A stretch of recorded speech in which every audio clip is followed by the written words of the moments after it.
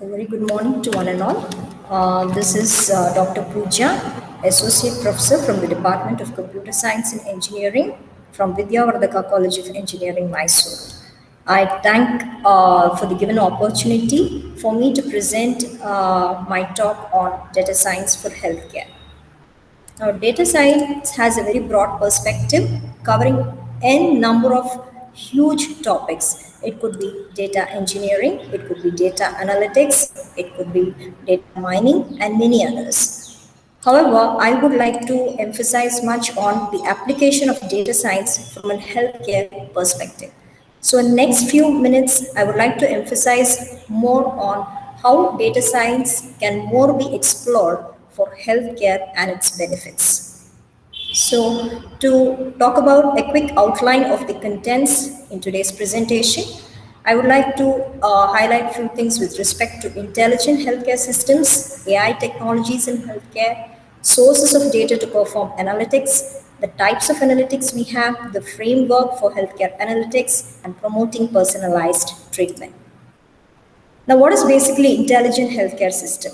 An healthcare system which tries to have some amount of intelligence, though not a human intelligence, probably which is brought about by means of incorporating few algorithms into smart systems, probably in terms of the collection of data, probably in coming up with the predictions with respect to the available data, and probably getting to forecast the future. So all these things can get into what is called as an intelligent healthcare system.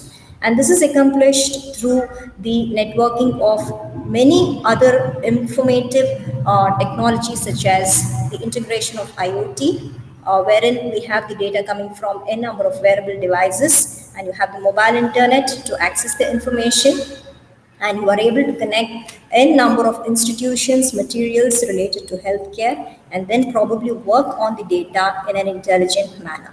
So basically, the advanced healthcare systems, when we talk about analytics being incorporated as a means of data science application to healthcare, we would like to bring in what is called as machine learning. So wherein you have a huge set of algorithms. The algorithms are basically trained to study from the data on their own and do many specialized tasks, such as being able to predict and forecast for future.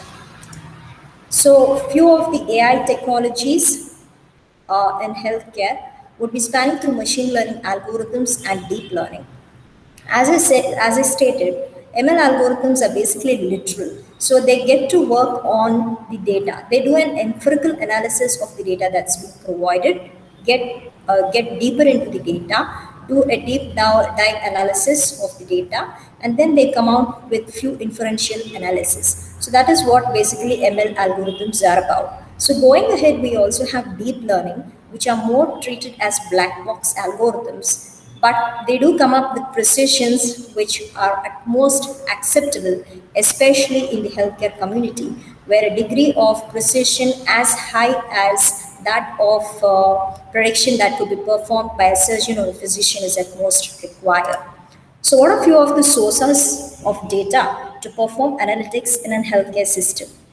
So few of the sources we see are from the EHR or the EMR, the electronic health records, the electronic medical records, and also the data that comes from the CPOE, very broadly categorized as computerized physician order entry. The real-time data that's generated from the new generation of wearable medical devices, and the machine generated or sensor data that usually comes from monitoring vital signs. So you have physiological parameters that are monitored, and these data keep streaming in through.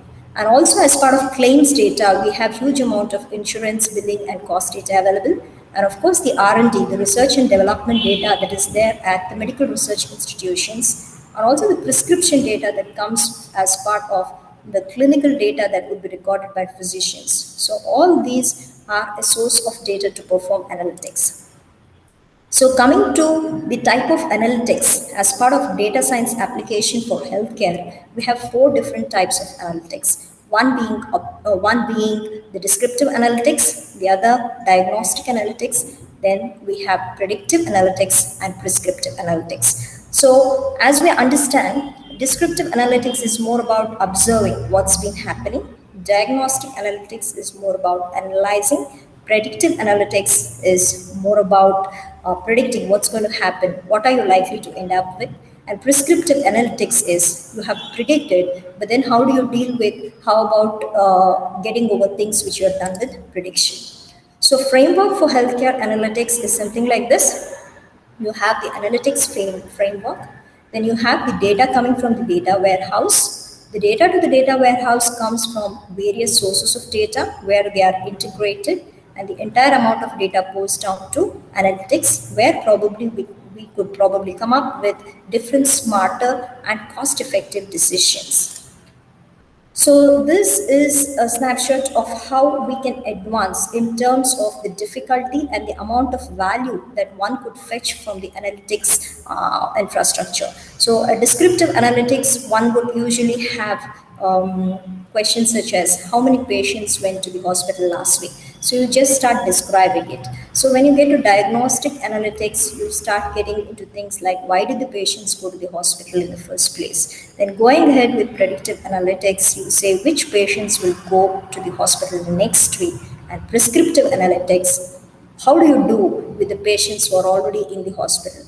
Would you probably decide to administer a separate set of steroids, so has to come out with the treatment outcomes, or probably would you prescribe hospitalization in ICU? So those are the set of things which come with prescriptive analytics. So here is content that's drawn from the Gartner analytic model with questions that could come in normal analogy against those which are worth expressing in the healthcare systems. So a descriptive analytics will have questions like how many patients were diagnosed with high blood pressure. Whereas going ahead with diagnostic analytics, why did the patients develop high blood pressure?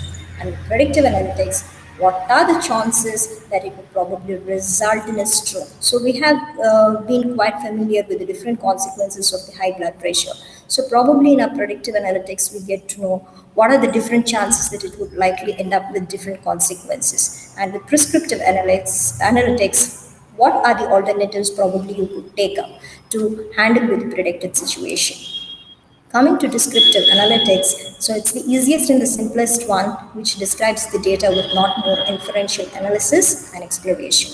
So you start describing the data as said earlier, and more of visualization can be drawn with respect to this.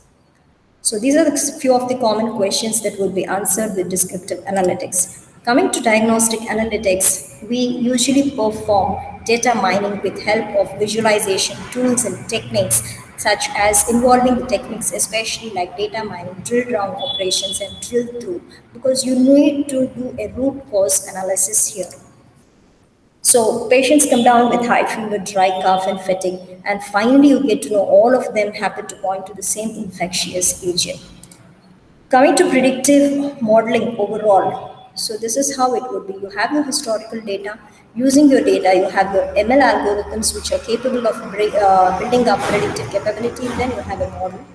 Now your model is ready. You fill the new, or you feed the new data, and the model is overall able to come up with the predictions on the unseen data. The model was so far not exposed to the seen data. And coming to ML, there are two implementations of ML in data science, especially with respect to healthcare. One being AML, where you have automatic ML, and the other one is IML. So automatic ML is where you hardly have any inclusion of human intervention. Whereas with interactive ML, you always have a doctor, you have a physician, you have a surgeon in the loop who always confronts with any decisions that are taken up by the ML during the process. Coming to prescriptive analytics, it suggests various course of actions and outlines with a possible implementation that you could come up for inferences drawn from predictive analytics. So it does differ from predictive analytics in that you don't only stop with an outcome, but you go about dealing with how a predictive outcome could be dealt with, as told earlier. So what a few of the things with healthcare systems prescriptive analytics would be for. So to accurately plan for future capital investments, probably talk about the different trade-offs between when you try to decide for new things to be implemented, probably procuring of extra or additional medical facilities, or enhancing the number of beds at a hospital. All of these, you will have to do trade-off studies. So prescriptive analytics is more about that. And it is of more importance to pharmaceutical companies because they would help in expediting the drug development process, depending on the different patient groups to which it is targeted. So overall, promoting personalized treatment brings in an integration of lot many things. So apart from the healthcare analytics, where you have the data pouring in from electronic health record, clinical and patient health information, you have the data integration that comes from the computational and systems biology. So this is taken from the multiomics profile. The multiomics profile gives a clear indication of the genomic profile of the individual, which is now of more concern since we are moving towards what is called as personalized treatment. So as we are aware, though we have the treatment on all the people involved in a common cohort, it could probably be seen that the response to the treatment would be differing. And the answer to this comes to having integrating multi-omics profile with that of healthcare analytics. So what are few of the approaches accelerating the personalized treatment? So it is the genomic medicine, the availability of microarray and proteomics technique, the protein profile of the subjects, the rapid advances in medical informatics, and the computational analysis. So few of the big companies that have been working in the health sector include the IBM vaccine, the health fidelity, digital reasoning systems, the Rome analytics, and the Enlighting. Of course, they have been working on different aspects with respect to the healthcare systems. So while the IBM Watson is working on the clinical and the health related data among hospitals and researchers which have been collaborating, the Enlightic works using the deep learning approach for healthcare diagnosis. And most of the systems have been working on medical imaging in the very recent days.